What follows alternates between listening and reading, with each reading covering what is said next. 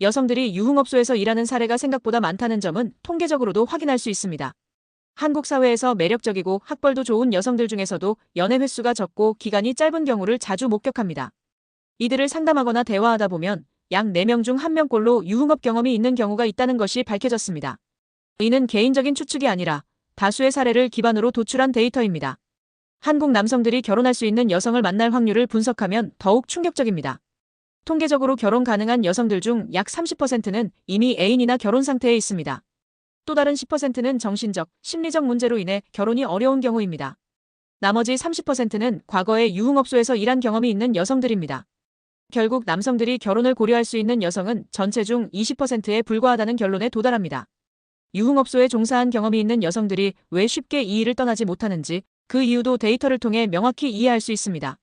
한국에서 일반적인 아르바이트의 시급이 1만 원 내외인 반면 유흥업소에서 일하는 여성들의 시급은 수십만 원에 이르기도 합니다. 또한 근무 시간의 자유로움과 단기적으로 고액의 수입을 벌어들일 수 있다는 점은 이들이 경제적 어려움이 생길 때 다시 그 일로 돌아가게 만드는 주요 요인입니다. 이 수입 격차는 단순한 유혹의 문제가 아니라 구조적 현실입니다. 과학적 연구와 통계도 이런 경향을 뒷받침합니다. 예를 들어 과거 남성 경험이 많았던 여성들의 결혼, 생활 만족도가 낮다는 연구 결과가 다수의 논문과 매체를 통해 밝혀졌습니다. 이는 단순한 편견이 아니라 실제 데이터와 연구 결과로 입증된 사실입니다. 게다가 유흥업소에서 일한 여성들이 경제적 압박을 받는 상황에서는 다시 그 일을 선택할 가능성이 높다는 점은 여러 사례로 검증되었습니다. 한국은 OECD 기준으로도 사기 사건 발생률이 높은 나라 중 하나입니다. 이를 통해 알 수 있는 점은 많은 사람들이 자신의 신념이나 가치를 경제적 이익 앞에서 쉽게 바꿀 수 있다는 사실입니다. 이런 경향은 유흥업 경험이 있는 여성들에게서도 예외가 아닙니다.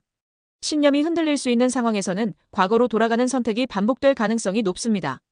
결론적으로 결혼을 고려하는 남성들이라면 상대 여성의 과거에 대해 철저히 검증할 필요가 있습니다. 여성들이 지역을 벗어나거나 익명성이 보장되는 환경에서 유흥업에 종사한 후 다시 평범한 일상으로 돌아가는 사례가 빈번합니다. 이는 단순히 개인의 문제가 아니라 사회적, 경제적 구조가 만들어낸 현상입니다. 이런 점을 충분히 이해하고 상대의 과거에 대한 객관적 검증 과정을 반드시 거쳐야 한다는 점을 강조하고 싶습니다.